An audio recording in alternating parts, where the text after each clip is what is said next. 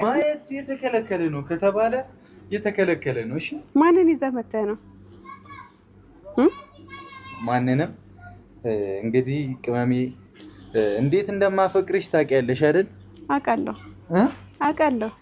እንግዲህ ፍቅር ኃያል ነው ታውቂያለሽ አይደል? አውቃለሁ። እና እኔ ደግሞ ሳፈቅርሽ ብቻሽን እንድትሆኝብኝ አልፈልግም። እሺ አሁን አይኔን ልግለጥ በእናትህ። ያገልጭ።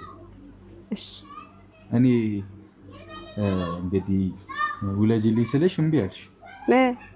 ስለዚህ እኔ ወልጄ ያመጣሁልሽ። ከሌላ ወለድኩ አትለኝም መቼም። ቀልድ አይጠገብም። አንቺ ማለት እኮ ሁሉም ሰው ነሽ። አውቃለሁ። እሺ አይኔን ጨፍኜ ነው የምታወራኝ? በጌታ አንተ ምን ይመስልሻል? ግን በጌታ እኔ አላውቅም። መቼም እንግዲህ ወይ ከዘመዶቻችን አንዳቸው ነው የሚሆኑት። ምክንያቱም ጂም ስገባ እንዲደብረኝ የማያደርገኝ ነገር ምንድን ነው? እኔ ሰው ነው የሚሆነው። ሰው ነው የሚመስልሽ? መግቢያው ላይ እንደሰማችሁ እንዳዳመጣችሁ ሀይሚና ብሩኬ በጣም በሚያስቅ ቪዲዮ ነው የመጡ ማለት ነው።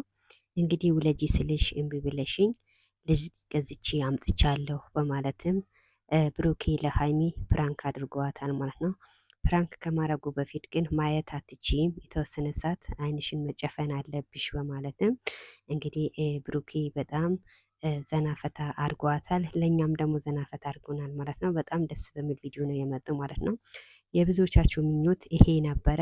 ያው ምኞታችሁ ተሳክቶላቸዋል ማለት ነው። በጣም ደስ ይላል። ሀይሚና ብሩኬ አንድ ሆነዋል፣ ታርቀዋል። በጣም ደስ ይላል ማለት ነው። እንግዲህ ያው መቼም ሀይሚ ሰው ልጅ አይሆንም መቼም የሆነ ነገር ነው ይሆናል በማለትም ያው ገምታለች። አልተሳሰተችም፣ ልክ ናት ማለት ነው። እና ያው ብሩኬ ውለጅልኝ ስልሽ እምቢ ያልሽኝ፣ ያ መውለድ እኮ ቀላል ነው። መጀመሪያ መጋባቱ ነው መጋባት አለባቸው ማለት ነው። የሰው ልጅ ሳይገባ እንዴት ነው የሚወልደው?